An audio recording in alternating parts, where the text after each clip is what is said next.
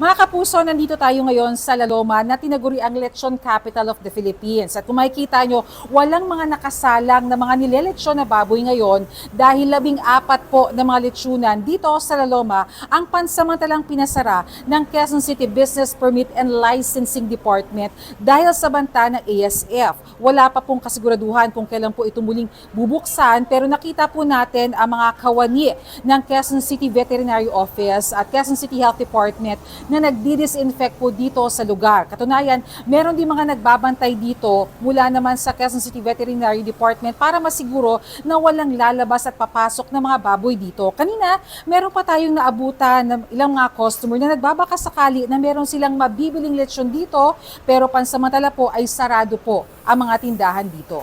Surprise kami kasi pag may mga okasyon, dito kami bumibili na lechon.